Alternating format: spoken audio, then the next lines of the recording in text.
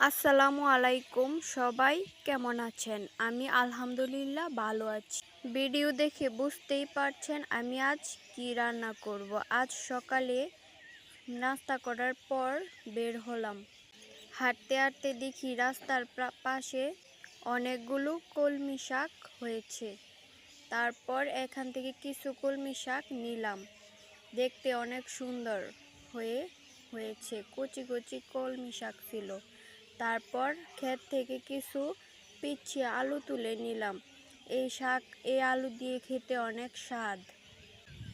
তারপর কিছু পেঁয়াজ তুলে নিলাম।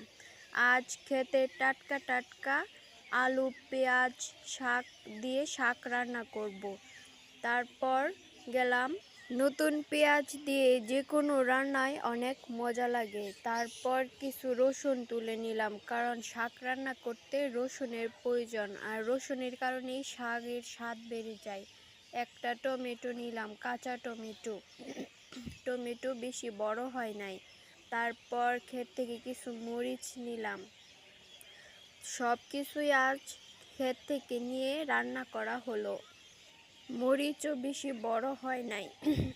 দুইটা লাউ পাতাও দিলাম, ভাবলাম শাকের সাথে লাউ পাতা দিলেও ভালোই হবে, তাই এগুলা নিয়ে বাড়িতে আসলাম। এগুলা এখন কেটে ধোয়ার পালা।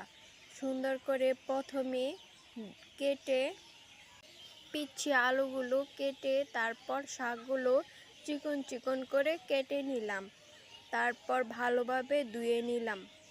আজ এখানে কোনো বাহিরের জিনিস বা কিনা জিনিস ব্যবহার করা হয় নাই, আপনাদের সামনে সবগুলো তুলে ব্যবহার করলাম। এখন তুলে আনা কিছু পেঁয়াজ রসুন আর মরিচ ভালো করে বেটে নিলাম। একটু মিহি করে বেটে শাকের সাথে রাখলাম। এখন রান্নার ভিডিওটা নিতে পারি নাই, কারণ আমি রান্না করি নাই। খেতে যে এত মজা হয়েছে বলার বাইরে।